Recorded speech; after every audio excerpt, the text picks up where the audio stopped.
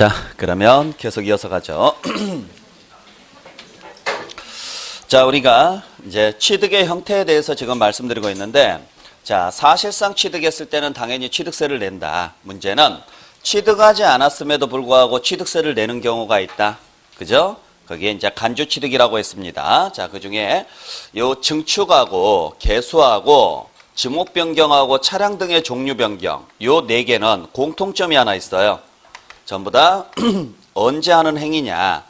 보유 중에 하는 행위라는 거죠. 다 공통점이. 그러니까 우리가 취득세는 언제 내는 세금이에요? 취득할 때 냅니다. 보유 중에는 내요, 안 내요? 안 내요. 근데 보유 중에도 한 번 더 낸다고요. 그래서 분명히 취득은 아니에요. 보유니까. 그럼에도 불구하고 취득세를 부과하기 위해서 뭐 한 걸로 본다?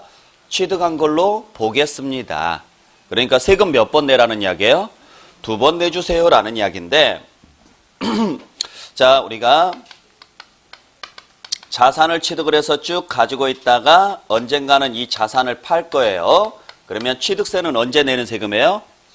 취득할 때 내는 세금이죠. 이때 취득했다가 바로 무슨 취득이냐면 사실상 취득인 거예요, 얘가. 그러니까 우리가 취득할 수 있는 방법은 2가지밖에 없습니다. 만들거나 가져오거나. 그래서 얼마에 취득을 했느냐면은 10억에 취득을 했다. 그러면 얼마에 대해서요? 10억에 대해서 취득세를 내십시오라는 이야기예요. 당연한 이야기죠? 문제는 이후에 이제 취득을 했습니다. 그리고 취득세도 냈어요. 이후에 보유 중에 어떤 행위를 했어요. 그랬더니 이 자산 가치가 15억으로 늘어난 거예요.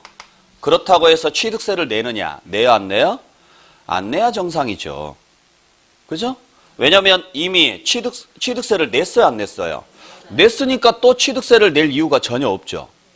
자, 여러분들이 처음에 아파트를 샀을 때 취득세 냈어요, 안 냈어요? 냈죠? 이후에 지금까지 처음에 아파트 매매로 취득했을 때 한번 내고 이후 지금까지 살아오시면서 또 취득세 내신 적이 있어요, 없어요? 없죠? 그러니까 안 내는 게 정상이에요. 왜? 이미 내 거니까. 그럼에도 불구하고 우리가 취득세를 내는 경우가 있다. 어떤 행위를 했을 때냐? 요 4가지. 그래서 증축을 하거나 또는요 개수를 하거나 또는 지목 변경이나 차량 등의 종류 변경을 했었을 때 한해서예요. 그때는 다시 한번 뭐 한 걸로 본다? 취득한 걸로 보고 취득세를 내십시오. 그때 얼마에 대해서 내야 되느냐? 15억이 됐으면 얼마에 대해서 내야 돼요? 그렇죠? 나머지 5억에 대해서 내십시오라는 이야기예요. 10억 전체 내게 되면 10억 부분을 몇 번 내는 거예요? 2번 내는 거니까 안 되고 앞에 냈던 걸 뺀 나머지만 내는 거예요. 아셨죠? 자, 그러면 왜 이렇게 해야 되느냐? 자, 일단 보죠.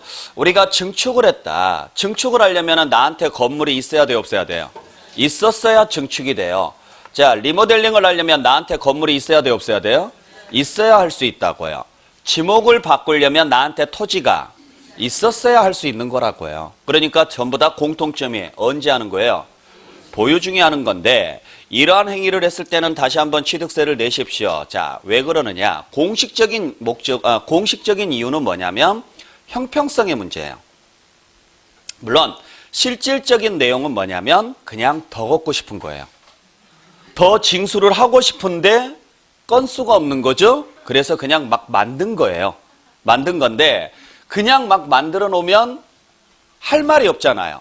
너무 억지 쓰는 거니까. 그래서 뭔가 객관적인 공식적인 발표를 해요. 뭐라고 했느냐?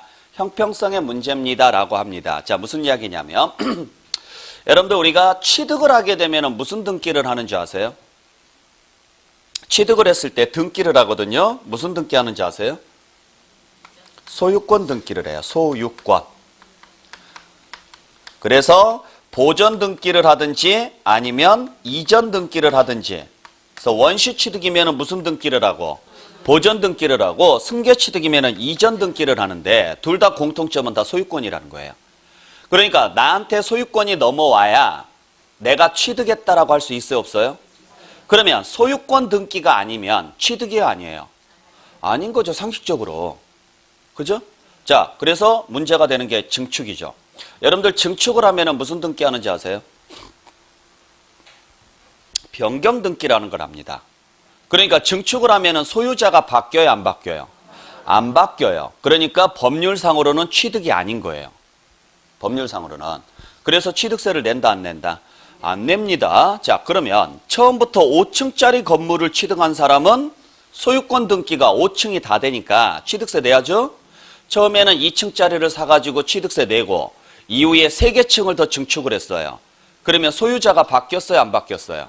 안 바뀌었으니까 새로운 취득으로 안 봐요. 그래서 취득세를 안 내요. 그러면 처음부터 5층짜리를 취득한 사람만 바보 되는 거죠. 미쳤다고 처음부터 5층짜리를 사겠냐고요. 그냥 2층짜리를 사가지고 취득세 낸 다음에 뭐 하면 돼요?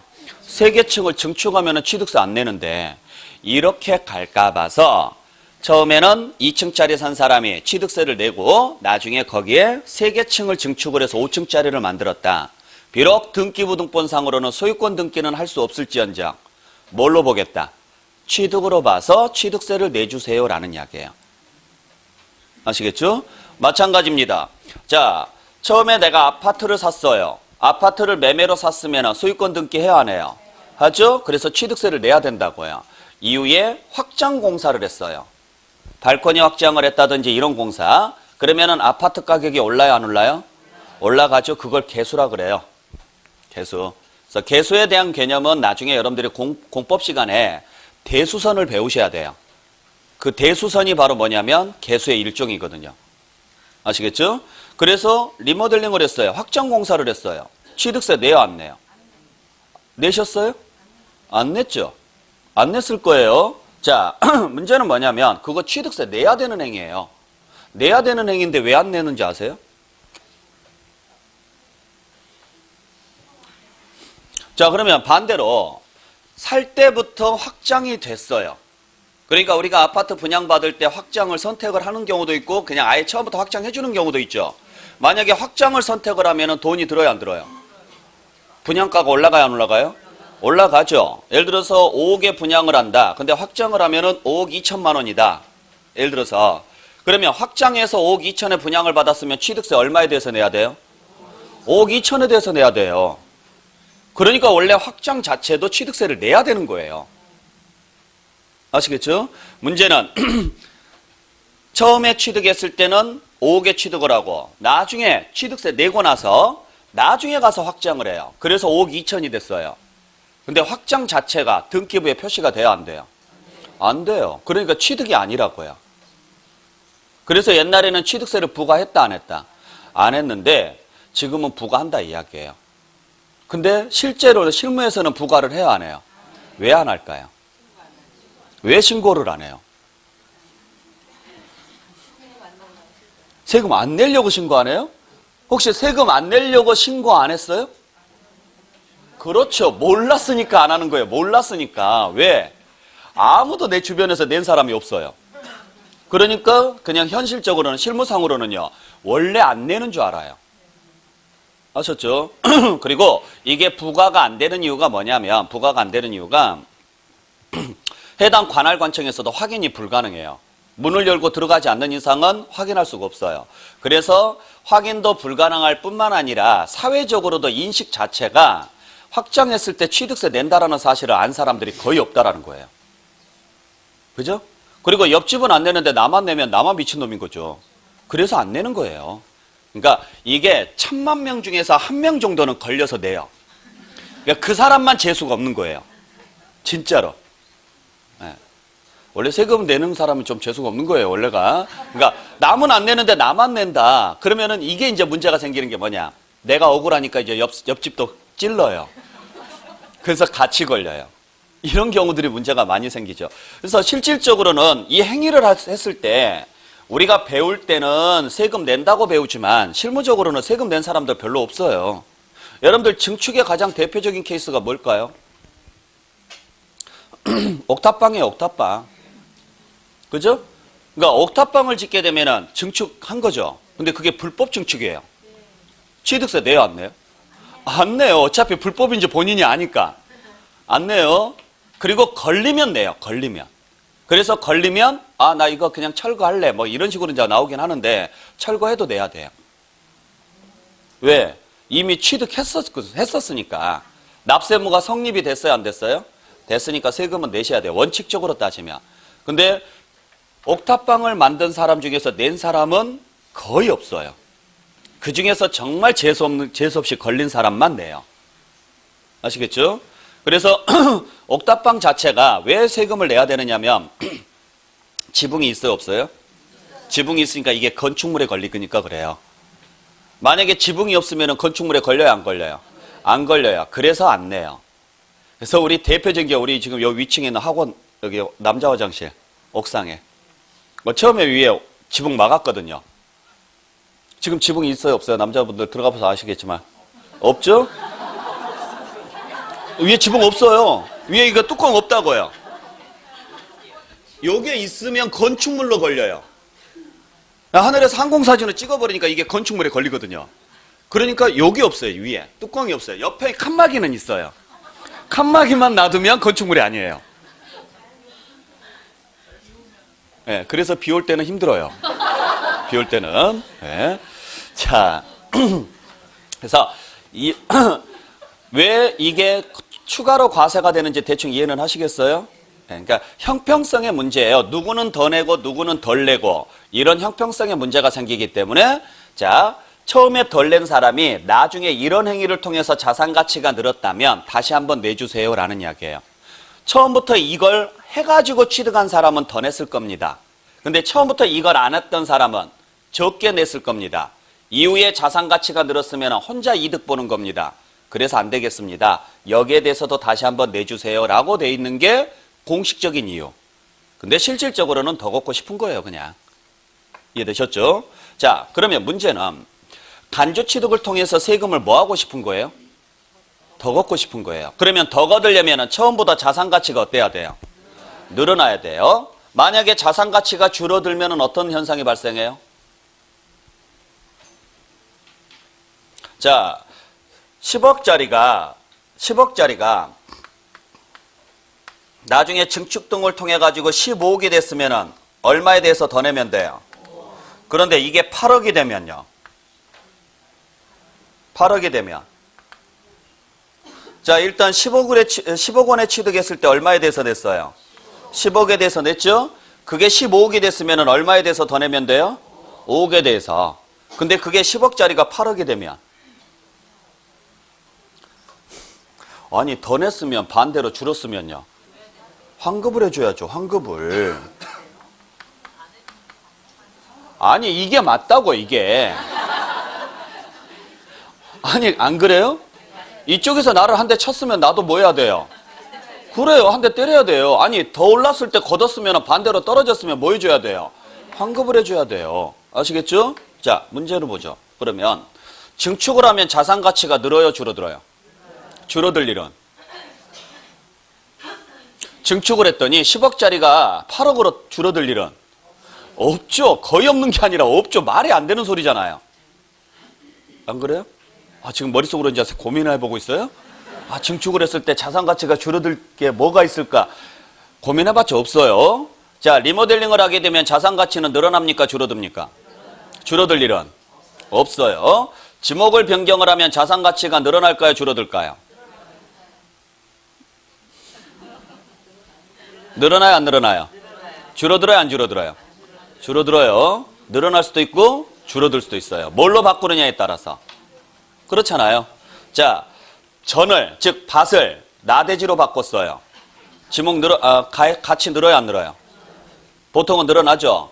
밭이 나대지로 바뀌면 보통 가격은 늘어요. 그럼 반대로 나대지가 밭으로 바뀌면 줄어들겠죠. 그러니까 무슨 지목으로 바뀌느냐에 따라서 자산 가치는 늘어날 수도 있지만 줄어들 수도 있어요. 차량의 종류 변경도 마찬가지고. 차량의 종류 변경이 뭔지 아시겠어요? 뭐예요?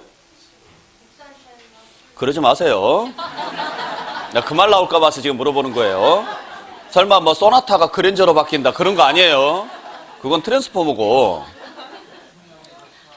예? 그렇죠. 용도 변경이에요. 일반 트럭을 사서 푸드 트럭으로 만드는 거. 개조. 예. 개조지. 그게 소나타가 그랜저 그런 거 하지 마세요. 제발. 뭐 국산차가 외제차로. 이건, 예. 자, 자산 가치가 늘어요, 줄어들어요? 늘어날 수도 있고 줄어들 수도 있어요. 그래서 얘 두 개가 문제예요, 얘가. 지목 변경을 하거나 종류 변경을 하게 되면 늘어났을 때는 상관이 없는데 줄어들었을 때가 문제예요. 줄어들면 무슨 문제가 생겨요? 환급해 줘야 돼요. 근데 해주고 싶겠냐고요. 그래서 단서를 붙여요. 환급해 주기 싫어서. 가액이 증가한 것만 취득으로 보겠습니다. 그러면 반대로 가액이 감소한 것은 취득이다 아니다? 아니다. 취득이 아니니까 환급해 줄 이유가 그렇게 가는 거예요. 그래서 이때는 이 단서 조항이 꼭 붙어야 돼요. 아셨죠? 그래서 지목 변경, 토지의 지목을 사실상 변경하는 경우는 가액의 증가 또는 감소 여부에 관계없이 취득으로 본다. 틀린 문장. 아셨죠? 가액이 뭐가 됐을 때만? 증가했을 때만 취득이에요. 감소는 취득 아니에요. 대신 증축을 하거나 개수를 했을 때는 감소라는 게 없어요. 그러니까 굳이 가액이 증가한 경우에 하나야 이런 말을 쓸 필요가 없다고요. 이건 이 말 자체가 가액 증가예요. 여기 안에가. 근데 여기는 이 안에가 가액 증가만 들어가 있는 게 아니라 뭣도 들어가 있어요? 가액 감소도 들어가 있는 거예요. 이 말 안에가. 그러니까 이 안에서 뭔만 끄집어내야 돼요? 증가만 끄집어내야 되니까 이 말이 꼭 뒤에 따라 붙어야 된다고요. 왜 얘가 따라 붙는지 아시겠죠? 네. 자, 그래서 이러한 내용들로서 여러분들이 정리를 좀 해주시면 되겠네요. 자, 그래서 우리가 열거된 자산을 사실상 취득했으면 얼마에 대해서 취득세를 내야 되느냐? 그 취득 당시 가액에 대해서. 쉽게 말하면 총액에 대해서. 반대로 증축이나 개수나 또는 지목 변경 등을 통해서 가액이 증가했으면 이때는 얼마에 대해서? 증가한 가액에 대해서 냅니다. 이렇게 가죠.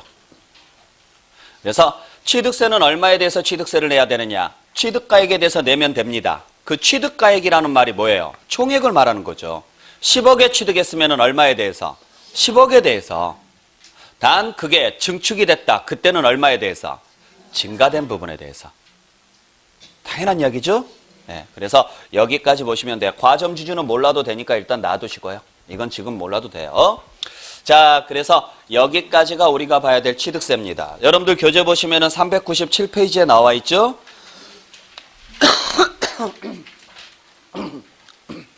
397페이지에 보시면 취득의 의의라고 해서 동그라미 1번 보죠. 동그라미 1번에 취득세에서 취득이라 함은 매매, 교환, 상속, 증여, 기부, 현물 출자, 건축, 개수, 매립, 간척에 의한 토지의 조성 등과 이와 유사한 취득으로서 그 다음에 뭐라고 돼 있어요? 원시 취득, 승계 취득 또는 유상, 무상의 모든 취득을 말한다. 아셨죠? 그래서 취득세에서 말하는 취득이란 원시, 승계, 유상, 무상의 모든 취득을 말한다. 자, 그 다음에 동그라미 3번으로 가보시면 사실상 취득에는 해당하지 않지만 즉 소유권의 이전 행위가 없는데도 지방세법에서는 선박, 차량, 기계장비의 종류를 변경하거나 토지의 지목을 사실상 변경함으로써 가액이 증가하는 경우 등에 대해서도 취득으로 본다. 즉 사실상 취득은 아니지만 취득으로 보는 행위도 있다 없다? 있다. 그런 이야기죠. 그래서 양가로 2번에 취득의 유형에서 원시 취득 나와 있고 다음 장에 동그라미 2번에 승계 취득 나와 있고요. 그냥 참고로 보시고 쭉 내려와서 보면 동그라미 3번에 뭐가 나와 있어요? 간주 취득이 나와 있으면서 니은번에 봤더니 유형에서 A번에 토지의 지목을 사실상 변경함으로써 그 다음에 뭐라고 돼 있어요? 가액이 증가한 경우에 그 증가분에 대해서 취득이 있는 것으로 본다. 됐죠? 자, 오른쪽에 B번도 마찬가지입니다. 차량, 기계장비 및 선박의 종류를 변경함으로써 역시 뭐라고 돼 있어요? 가액이 증가한 경우에 그 증가분에 대해서 취득이 있는 것으로 본다. 아셨죠? 그 다음에 C번에 개수가 나와 있고 그 다음에 D번에 과점주주가 나와 있는데 그냥 참고로 보시고요. 다음 장에 넘겨보시면 제2절에 과세대상이 나와 있습니다. 그래서 취득세 후 과세 대상 물건의 종류는 지방세법에서 규정하고 있는 것에 한한다. 즉 취득세는 부동산, 차량, 기계장비, 항공기, 선박, 임목, 광업권, 어업권, 골프, 승마, 콘도, 종합체육시설 이용회원권 및 요트이용권을 취득한 자에게 부과한다. 과세 대상 물건 정리했죠? 네, 그 내용입니다. 자, 그래서 여기까지 보시면 되고 그 다음에 쭉 넘겨서 어디로 오시면 되느냐? 406페이지로 그냥 쭉 넘기세요. 자, 그러면 우리가 이제 1번 조건하고 2번 조건을 충족을 했으면 세금 내야 돼요, 안 내야 돼요? 내야죠? 자, 그러면 세금은 어떻게 계산하느냐? 자, 세금은 과세 표준이라는 것에다가 뭘 곱해서 계산을 해요? 세율을 곱해서 계산을 합니다. 그래서 뭘 구하시고? 산출세액을 구하시고 이 산출세액을 기준으로 해서 최종적으로 뭘 구하시면 돼요? 납부할 세액을 구하시면 돼요. 그래서 이 납부할 세액을 뭐 하시면 되느냐? 이 납부할 세액을 원칙은 납세문자가 무엇을 해야 돼요? 신고하고 납부하셔야 돼요. 단 이를 이행하지 않게 되면 요 신고 납부를 해야 됨에도 불구하고 이를 이행하지 않게 되면 예외적으로 해당 지자체에서 결정해서 뭘 보낸다? 고지서 보낼 것이다. 이렇게 고지서 보내서 징수하는 것을 무슨 징수? 보통 징수합니다. 그리고 이때는 뭐가 추가돼서 나와요? 가산세가 추가돼서 나오겠죠. 자, 그때 내가 신고하든 정부가 결정해서 고지서를 보내주든 일단 무엇은 계산을 해야 돼요? 납부할세액을. 이걸 내가 계산해서 내면 뭐라고 하고요? 신고납부라고 하고 이걸 지자체가 계산해서 나한테 고지서를 보내면 뭐라고 하고? 보통징수라고 하는 거고. 그러면 납부할세액을 구하려면 일단 뭐가 나와야 돼요? 산출세액이 나와야 되죠? 그 산출세액을 계산할 때는 반드시 두 가지가 필요하죠. 뭐하고 뭐가 필요해요? 과세표준하고 세율을 알아야 돼요. 그때 과세표준은 지금 설명드렸죠. 자, 취득세 과세표준은 뭐냐? 사실상 취득했으면 얼마를 과표로 잡아라? 그 취득 당시 가액을, 즉 총액을 과표로 잡으세요. 15개 취득했으면 15억 원을, 10억에 취득했으면 10억 원을 그대로 넣으세요 이야기예요. 이후에 뭐가 됐다면 증축이나 개수나 지목 변경 등으로 인해서 가액이 증가했을 때는 그때는 총액이 아니라 얼마에 대해서만? 증가한 가액에 대해서만 이렇게 가는 거죠. 이 정도만 보시면 돼요. 됐죠? 이해할 수 있겠어요? 자, 그게 여러분들 교재 406페이지에 나와 있어요. 그래서 406페이지에 보시면은 제일 위에 일반적인 과세 표준에서 양가로 1번에 취득 당시 가액이라고 나와 있죠. 그래서 첫 번째 줄에 보니까 취득세 과세 표준은 무엇으로 한다? 취득 당시 가액으로 한다. 딱 여기까지만 보시면 돼요. 나머지 내용은 지금 볼 게 아니니까 놔두시고요. 됐나요? 자, 그리고 다음 장으로 넘깁니다. 다음 장으로 넘겨서 2번에 간주취득에 대한 과세표준에서 나와 있죠. 거기를 봤더니 양가로 1번에서 동그라미 1번 건축물을 건축하거나 그러면서 가로 안에 뭐라고 돼 있어요? 신축과 재축은 제외한다고 돼 있네요. 그러니까 이게 뭐예요? 증축이죠? 이걸 증축이라고 한다고요. 그러면 증축하거나 또는 개수하는 경우와 선박, 차량 및 기계장비의 종류를 변경하는 경우에는 그 다음에 뭐라고 돼 있어요? 증가한 가액을 과세표준으로 한다. 증가한 가액을. 됐죠? 또 양가로 2번 보세요. 양가로 2번에 지목 변경 나와 있죠? 여기도 마찬가지. 토지의 지목을 사실상 변경하는 경우에는 역시 그 다음에 뭐라고 돼 있어요? 그로 인하여 증가한 가액을 과세표준으로 한다. 그래서 자, 건축을 하거나 개수를 하거나 차량 등의 종류를 변경해도 증가한 가액, 토지의 지목을 변경을 해도 무슨 가액? 증가한 가액으로 합니다. 이런 이야기죠. 됐나요? 네. 자, 그러면 이제 과세 표준이 잡혔으니까 이제 뭘 알아야 돼요? 세율을 알아야 되죠? 자, 지금부터 요 세율을 정리할 거예요. 취득세에서 제일 중요한 부분이 요 세율 문제예요. 취득세가 기본 세 문제가 나오거든요. 세 문제 중에서 최소 한 문제는 무조건 여기서 나옵니다. 근데 취득세 세율이 되게 중요해요. 그리고 이해를 좀 많이 하셔야 돼요. 그래서 지금부터 설명을 드릴 테니까 잘 듣고 이해를 좀 해주시길 부탁드릴게요. 자, 우리 지방세 세율은 어떻게 계산하도록 돼 있느냐면, 어떻게 잡도록 돼 있느냐면, 원칙은 표준세율이라 그래요. 원칙은. 단, 예외적으로 중과세율을 적용하는 경우가 있습니다. 라고 표현을 합니다. 자, 그래서 일단 중과세율이 적용되는 경우를 제외한 나머지는 다 무슨 세율이라는 거예요? 표준세율이라는 거예요. 그러면 여러분들이 일단 알아야 될 게 여기서 중과라는 말이 무슨 말일까? 이 말이에요. 중과가 무슨 말이에요? 무겁게 부과하겠습니다 이야기죠. 무거울 중자니까 무겁게 과세하기 위한 세율입니다. 그래서 뭐라고 그래요?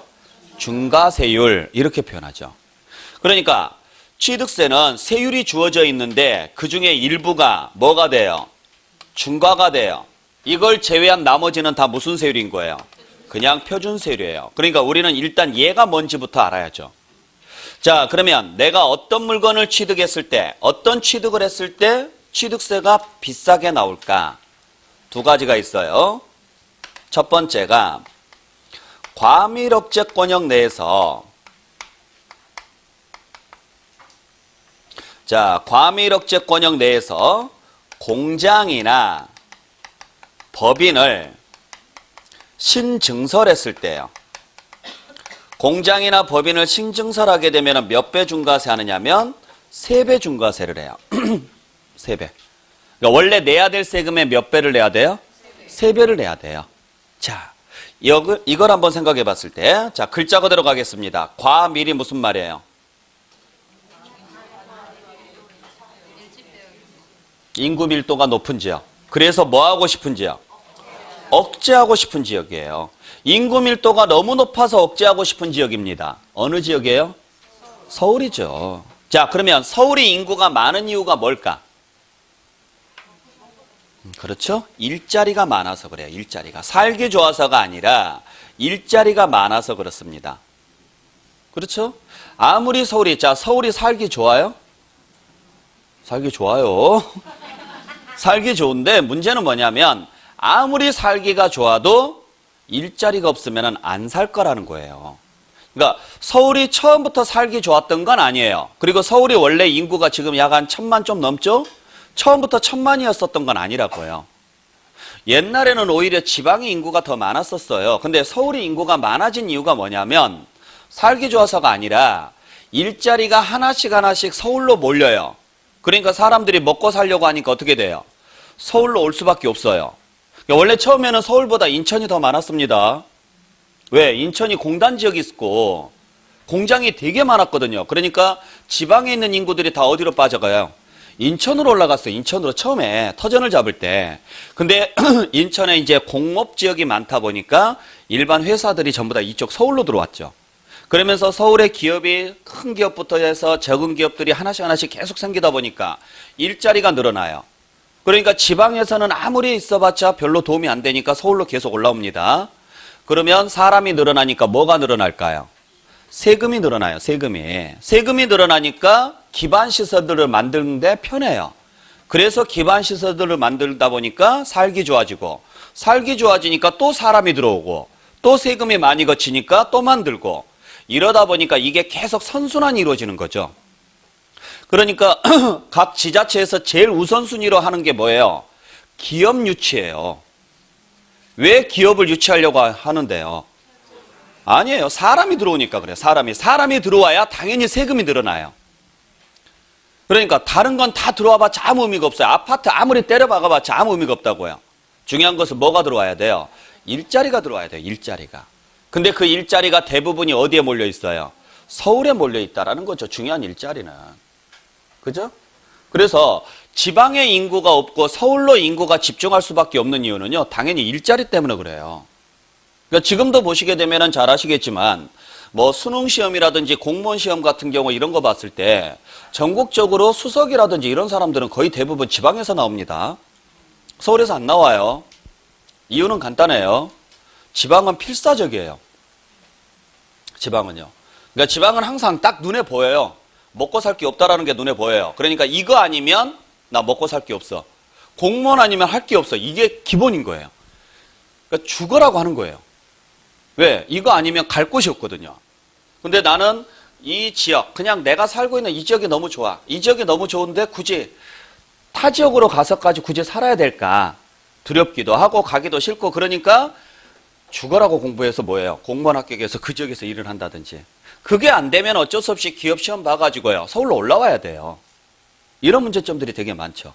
그러니까 지방은 항상 하는 이야기가 그래요. 먹고 살 거 없어. 너 공부 외에는 먹고 살 거 없어.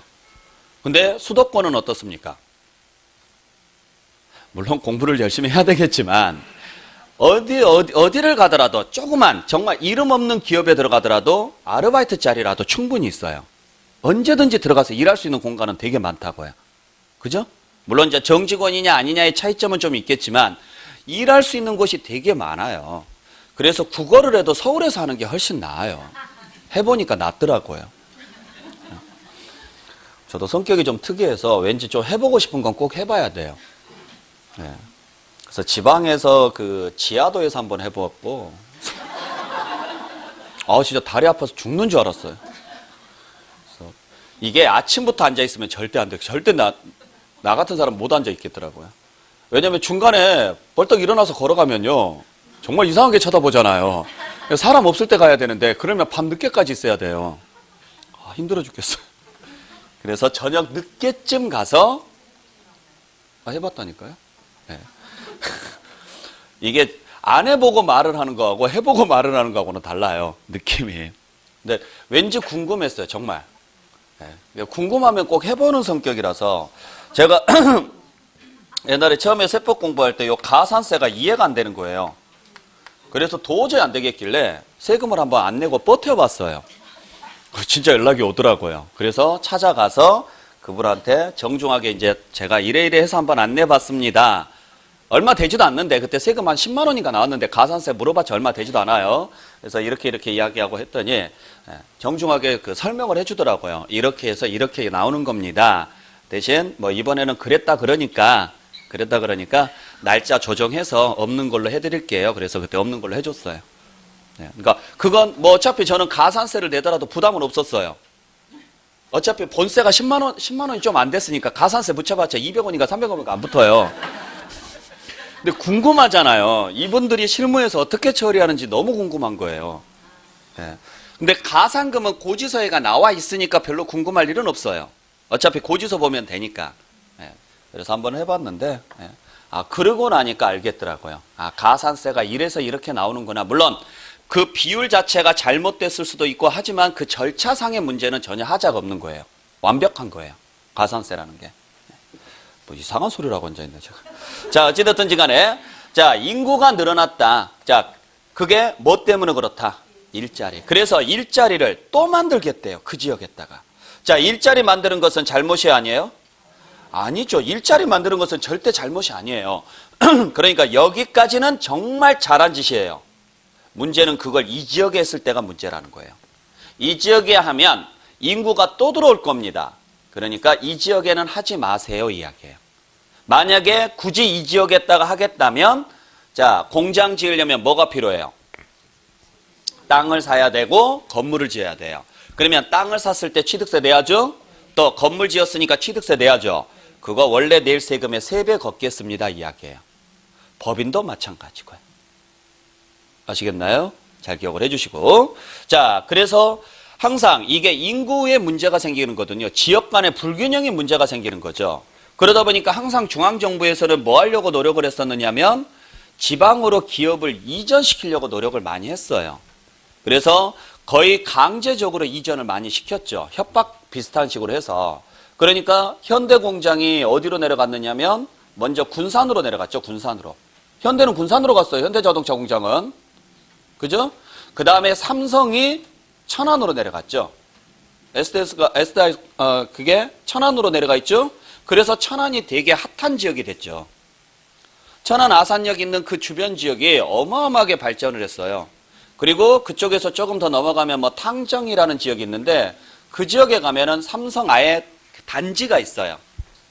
삼성에서 지은 아파트, 삼성에서 만든 고등학교, 학교까지 다 있어요. 그래서 이름도 삼성고등학교예요. 거기는 삼성에 거기 다니는 임직원들 자녀들만 들어갈 수 있고 극히 일부만 이제 일반인들이 들어갈 수 있어요. 어마어마하죠. 거기는 그냥 삼성이 투자해 놓은 거예요. 그래서 길도 삼성로예요. 근데 그 공장이 하나 내려가면서 경제적 파급 효과는 어마어마합니다. 그죠? 그래서 천안 진짜 다니다 보면 절반은 외제차예요. 천안이 거의 강남급이에요. 왜냐면 땅 부자들이 너무 많이 생겼어요. 느닷없이 땅이 뭐 평당 뭐 10만 원 했던 게 갑자기 200만 원, 300만 원 해버리니까 지금 어마어마하게 뛰었죠. 그러면서 또 삼성이 원래 천안에 더 들어가려고 그랬다가 그게 뭔가 좀 안 맞아가지고 그래서 평택으로 갔죠. 그래서 고덕지구 이쪽이 지금 삼성이 들어가면서 어마어마하게 커지죠, 지금. 그러니까 이렇게 계속 공장을 어디로 내려보내요? 지방으로 내려보내면서 중앙부처도 지방으로 내려가죠. 그래서 이제 과천에 정부청사가 세종시로 내려갔고 그래야 되죠. 아니 기업들 너희들 내려가라고 해놓고 중앙정부는 안 움직이면 말이 안 되잖아요. 그러니까 우리도 움직일게. 그래서 세종시로 내려갔죠. 그 다음에 각종 공기관들이 다 지방으로 내려갔잖아요. 그죠? 한전은 전라도 나주로 내려갔고, 그죠? LH공사는 경남 진주로 내려갔고, 농어촌공사는 전주로 내려갔고, 이런 식으로 해서 각자 내려가요. 근데 그 파급 효과는 굉장히 큽니다. 특히 한전 같은 경우에는 전라도 나주로 내려갔는데 한전 하나 내려감으로 인해서 파급 효과가 얼마나 커졌느냐면 협력업체가 240여 개가 내려가요. 그렇죠. 왜냐하면 전기하고 관련된 건데 여기서 나주까지 왔다 갔다 하는 경비가 더 들어요. KTX 타고 가면 어차피 한 2시간 정도면 1시간 반 정도면 가긴 가더라도 그 비용이 더 들어요. 그럴 바에는 차라리 내려가자고요. 정말로 내려갔어요. 그래서 처음에 1차 산업단지를 만들면서 약 200여 개를 들어올 수 있게끔 만들었는데 오픈하자마자 다 분양돼 버렸어요. 그래서 지금 추가로 2차 산업단지 또 만들고 있어요. 더 들어온다 그래서. 그래서 제가 듣기로는 최종적으로 600개인가가 들어와요. 협력업체만. 조그마한 것부터 시작해서 큰 것까지. 그러니까 한전 본사 하나 들어갔는데 그 주변에가 그렇게 들어오는 거예요. 그러니까 이 효과라는 게 엄청나게 크죠. 이런 식으로 해서 지방으로 계속적으로 이전을 시키고요. 그리고 경기도로 빼고 뭐하고 뭐하다 보니까 서울 인구가 이제 경기도보다 적잖아요. 그죠? 현재는 서울 인구가 더 적어요. 경기도 인구가 훨씬 많아요. 그러니까 경기도가 너무 커져버리니까 이제 뭐 하겠다는 거예요?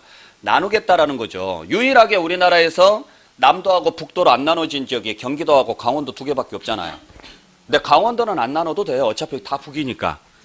네, 이제 경기도가 문제죠. 경기도가 문제인데 동서로 나눌 거냐 남북으로 나눌 거냐 이제 요게 문제가 생기죠. 네. 자 어찌됐든지 간에 그러한 내용입니다. 아시겠죠? 자 그래서 수도권 인구를 지방으로 분산시키자. 그러기 위해서 수도권에 인구가 집중되는 것을 막기 위해서 만들어 놓은 제도 이게 중과세예요. 또 하나가 두 번째가 사치문화를 조장하는 재산. 이걸 사치성 재산이라고 하거든요. 자, 사치문화를 조장하는 재산에 대해서는 이걸 취득하면 5배 중과세 합니다. 원래 내야 될 세금의 5배를 내셔야 돼요. 자, 그러면 우리 사치라는 게 뭐예요? 사치가 뭐가 사치예요? 네? 뭐요? 골프? 왜 골프가 왜 사치예요? 아, 책에 돼 있어요? 네. 뭐 책에 골프라고 돼 있던가요? 네, 알겠습니다. 네. 골프라고 하면 안 되죠. 골프가 뭐 워낙에 많아서 뭐 스크린 골프도 있잖아요. 그죠? 자, 여러분들 사치라는 게 기준이 뭘까요? 기준이. 사치의 기준. 호화? 호화의 기준은 뭐예요? 고가의 기준이 뭐냐고요? 있어야죠. 기준이 있어야 얘는 사치, 얘는 사치 아님. 이렇게 나누죠. 그러니까 비싸다의 기준이 뭐냐고요. 그 책 읽지 말고. 여러분들 사치의 기준은 없어요. 사치의 기준은 주관적입니다. 그죠? 그냥 쉽게 생각하면 나한테 없으면 사치예요. 나한테 있으면 사치 아니에요. 자, 법이 이렇게 주관적이면 될까요? 안 될까요? 안 되죠. 그래서 법에서는 딱 정해버렸어요. 이것만 사치라고 해 하고요. 그래서 5개를 정해놨는데 하나가 별장이 있고 또 하나가 골프장이 있고요. 또 하나가 고급 오락장이 있고 그 다음에 고급 선박이 있고 그 다음에 고급 주택이 있습니다.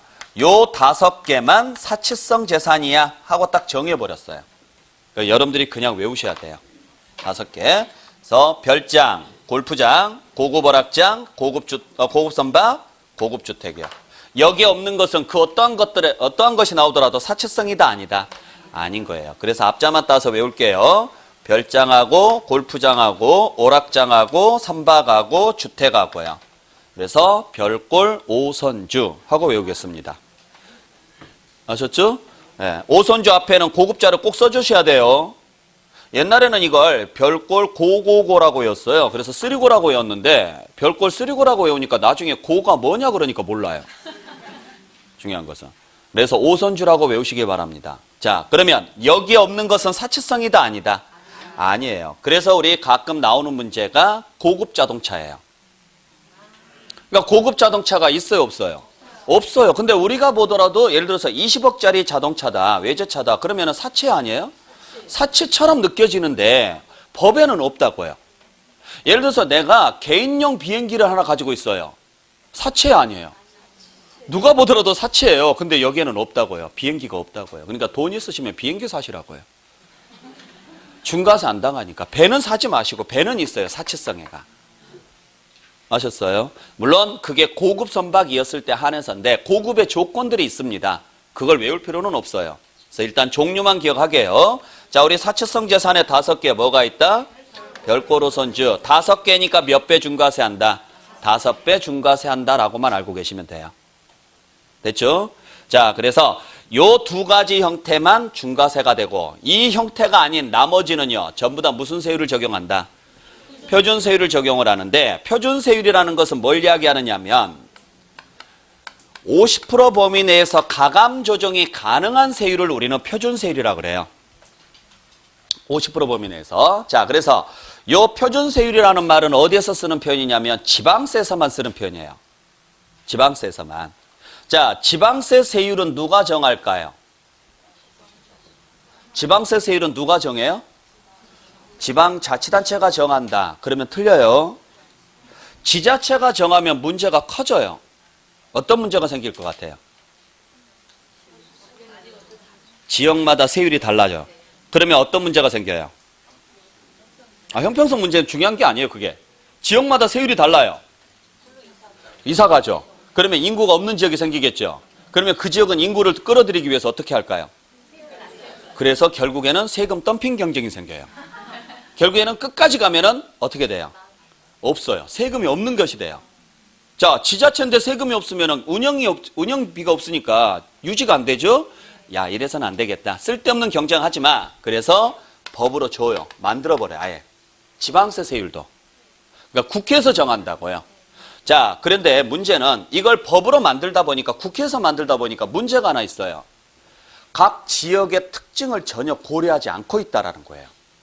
그래서 어떻게 하기로 했느냐. 일단 너희들이 쓸데없는 싸움을 할 것 같으니까 법으로 정해줄게.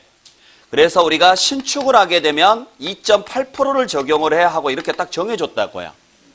정해주면서 뭐라고 했느냐. 대신 이게 지방세니까 너희들이 제일 잘할 거야. 너희 지역의 상황에 맞게 50%를 벗어나지 않는 범위라면 꼭 이게 아니더라도 다른 세율을 적용해도 좋아. 이렇게 돼 있는 거예요. 이렇게 가감 조정이 가능한 세율을 우리는 뭐라고 한다? 표준세율이라고 해요. 그러면 2.8%에 50%면 1.4잖아요. 1.4를 빼면 1.4가 될 것이고 1.4를 더하면 4.2가 되겠죠. 자, 그래서 이 범위를 벗어나지 않는다면 어떤 세율을 적용해도 좋아. 너희들 알아서 해. 대신 여기만 벗어나지 마. 그래서 이 범위에 표준이 되는 세율을 이거죠? 그래서 얘를 무슨 세율이라고 해요? 표준 세율이라고 하는 거예요.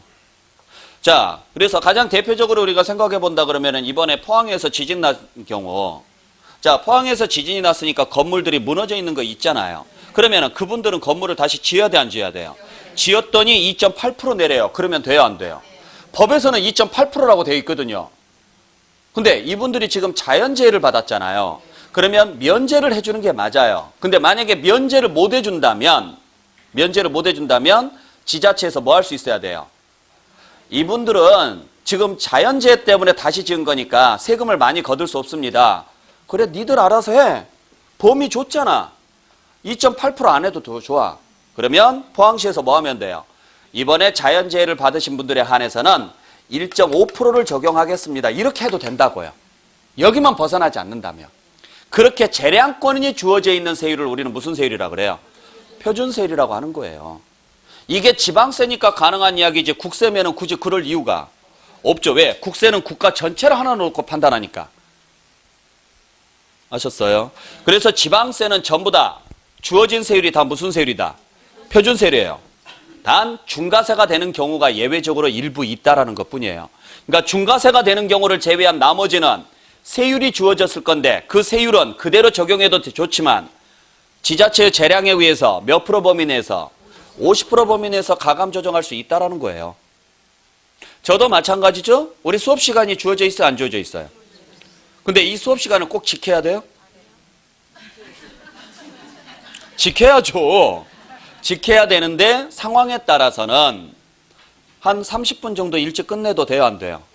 한 30분 정도 더 해도 돼요, 안 돼요? 그러지 마세요. 사람이 참... 만약에 오늘 수업 분량이 이 정도다. 근데 3시간 안에 못 끝난다. 그러면 뭐 한 2시간을 더 하겠습니다. 이건 좀 무리지만 한 20분 정도만 더 할게요. 할 수 있죠. 여러분들한테 양해를 구하고. 자, 오늘 수업 분량이 이 정도인데 여러분들이 너무 이해를 잘해요. 그래서 하다 보니까 3시간이 안 됐는데 2시간 반 만에 끝나버렸어요. 그러면 남은 30분 동안에 제가 쓸데없는 소리 하고 있어야 돼요? 뭘 쓸데없는 소리를 해요. 그냥 끝내면 되죠. 그죠? 아, 저한테 뭘 바라지 마세요. 저 원래 농담 이런 거 못해서 개글은 정말 못합니다. 아, 리액션이 상당하신데. 자, 그러니까 이렇게 내 재량에 의해서 수업 시간을 뭐 할 수도 있다? 조절할 수 있다. 그걸 우리 이제 이 표현으로 쓴다면 표준 시간이다. 이렇게 표현할 수도 있겠죠. 자, 그래서 세율이 법으로 정해져 있다, 안 정해져 있다? 정해져 있다. 그러면 지자체에서는 그걸 따른 게 맞다. 그걸 그대로 가자. 하지만 상황에 따라서 재해가 발생했다거나 등등등의 상황이 발생을 해서 굳이 조정을 해야 될 필요가 있다면 몇 프로를 벗어나지 않는 범위 내에서 50%를 벗어나지 않는 범위 내에서 가감할 수 있어야 된다. 그걸 무슨 세율이라고 한다? 표준세율이라고 해요. 자, 그래서 지방세는 다 마찬가지입니다. 취득세뿐만 아니라 등록면허세, 재산세 다 일단 주어진 세율은 다 무슨 세율? 표준세율. 단 일부 세율에 한해서만 비싸게 과세하는 경우가 있다. 그걸 무슨 세율? 중과세율이라고 하고, 현행 취득세에서 중과세가 되는 경우는 두 가지다. 인구의 불균형을 막기 위한 제도인 경우하고 사치문화 조장을 막기 위한 제도.